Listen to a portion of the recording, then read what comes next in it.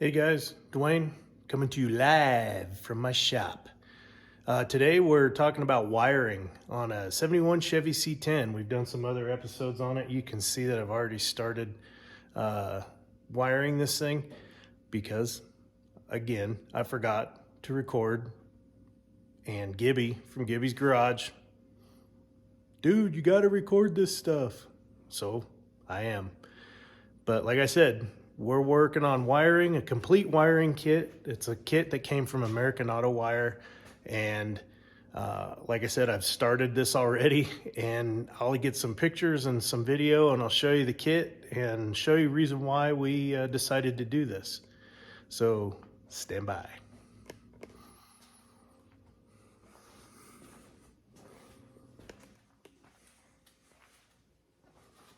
Still recording.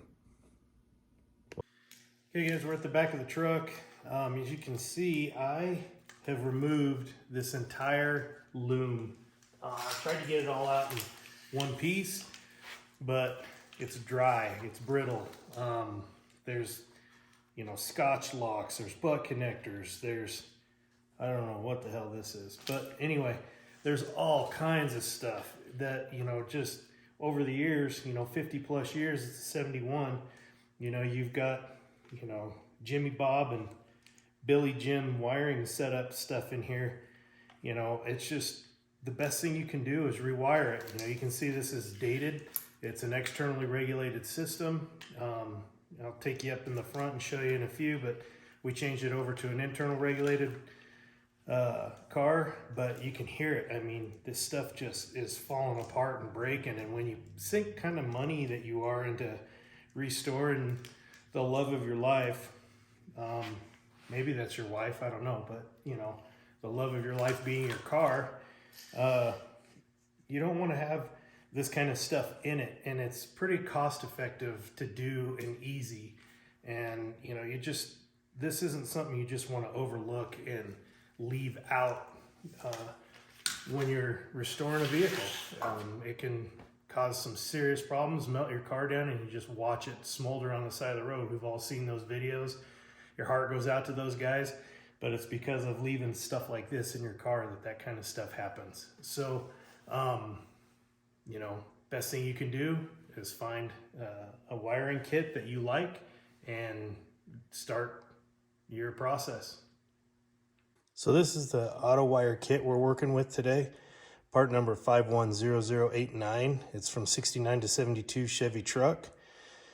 Like I said, these kits are pretty extensive in what you get and how they work. And this box is, I've already been in this box, but you can see the detailed instructions that come with them. Each section has just some, great detailing, factory coded colors. You can upgrade it to an electronic speed sensor for your transmissions if you want to, depending on what you have. You can see that they've got the correct light hookups for your marker lights, your tail lights, things like that. But this kit also comes with ignition switch. It's the bare ignition switch, but they do send you the tumbler in a new key. So that goes in. It comes with a new headlight switch. The floor dimmer switch is already in the vehicle. We're doing a couple of other things on this one. I'm adding a Dakota Digital fan setup, running dual fans on this. So this will be wired in, separately. But, this kit is extremely, extremely detailed. And you can look on these, and all the wires are labeled for where they go. And the color codes are right. So this one right here is an extra piece from another car I did a while back. And, this is your high beam indicator light. That's where where you're running that to. This one here is another piece. And this is a low beam. This one here, is your pressure switch for your oil pressure. And it comes, if you're going to run an electric oil pressure switch, but it comes with the fittings already smashed on the ends, the factory crimps. And we've got a factory crimper here. I'll show you how that works. But it makes this kit really, really easy to put in. you know, they're good. You can call them. American Auto Wire is really good about walking you through stuff if you need to do any of that. So let me show you how this works. All right, so this is, like I was telling you, the Blue Point setup. They're a ratcheting style. You crimp them down, and once you hit your crimp lock and squeeze, it will release it and allow it to open back up again.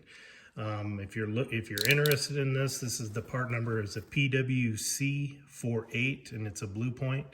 But like I said, they make another version of these that, I mean, that look identical to it. You can get them at your local parts stores or whatever it is, and they work just as well. So here is how this works. What you do is you clip your wire off, you get your strippers, and you strip the wire, and I've already done that. But you can see that you don't need that much. You don't need that much of it, so that when you're done, you grab the insulation with this set and then the copper with this set. You don't want the copper running up into this, because then that keeps, you know, your electrical fitting from depressing and then locking together once you've put it with the other side. So what I normally do is I'll close these down just a little bit, because they're spread way out and they don't fit real nice into here, so into the jaws of that. So I just pinch these down just a little bit so that they will, and then I'll get this set. I'll get this set in here, open these up, and the way that these work is, if I can get this to work on the camera, I set this ahead of time. And you can see where I've got it there, and I heard it click. It's holding it, so I need to move this out just a little bit so that when I do crush it down, it doesn't flatten out any of this fitting. Okay, it does take a little bit of effort, but it gives you an awesome factory crimp. So you slide this in, and you get your insulation set. You see where your copper's at, and then you just squeeze it down. Hit it, now it's releasing, pop it out of the jaw, and there's your factory crimp. And sometimes I'll doctor it up. Sometimes you don't have to, sometimes you do. It just depends on how it comes out. But you know, it got a good bite on the insulation there. And then, you know, the copper is made connect, and it's double crimped there. And that's when, and this isn't the right fitting for it, but that's where you would slide it into there, and it locks. This little tab on the back right here, there's a little barb that when you slide it in, it'll lock in there and hold it in place, so that when you push the fittings together, your electrical connections together, it doesn't back it out. You have extra ones of these. I've got extra ones of these in my kits just because I've saved this stuff. And like, for instance, like this right now, here's my sending unit wire that's on for my sending unit. Here's the power wire for the in-tank fuel pump. So what I'm doing is when I run my power to this and my sending unit wire from the dash to here, I will crimp it in, and I've got both of my fittings in one nice tight connection, so that if I ever have to pull it apart, I'm not cutting wires, I'm not cutting butt connectors, and you know, it comes apart real nice.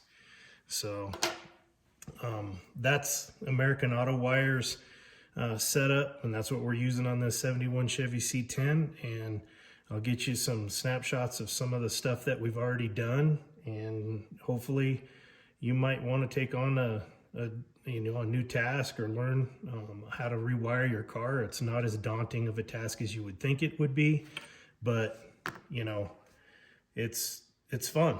If you like doing stuff like this, it's a fun deal. Hey guys, one of the things I forgot to mention is you don't want to cut and hack this stuff out of your car or your truck, whatever you're working on. You don't want to just cut it out and, you know, pull it out in chunks. You want to try and take it out as best you can. You can see that all these fittings have been undone. The bulbs have been pulled out. You know, the grounds have been unscrewed, you know, that kind of thing. I even have the dimmer switch is still plugged into this. You know, it's just, You don't want to do that because you lose your point of reference. You lose, you know, a go back point when you're looking at this stuff. You need to use, you know, you can have all the maps and diagrams and color coded wiring systems, but there comes one or two spots through the system you're like, oh, I need a better point of reference. And you know, when you cut this stuff out and just yank it and throw it away, you've lost that. So my tidbit to you is to take it out as neat as you can, and you know how it goes back in. Use the factory locations because they're there for a reason, and get rid of this stuff. All right. I hope that made it easy for you guys. You know, and maybe you'll give it a deeper thought the next time you think, oh, I don't want to rewire this whole car. American Auto Wire makes it really easy, guys. But not sponsored by them by any means, but it's been the easiest kit that I've found so far. I've done some other ones, and they have a lot of similarities, but I tend to like this one a little bit better. I've wired that 64, my dad's 67, this truck. I've probably done a half a dozen cars with this kind of a kit, and you know, like I said, it's a pretty decent kit. And you know, I wanted to show you some stuff up in the front, and you know, get this camera turned around so that you can see it, and I'll show you some other things that I used while wiring this.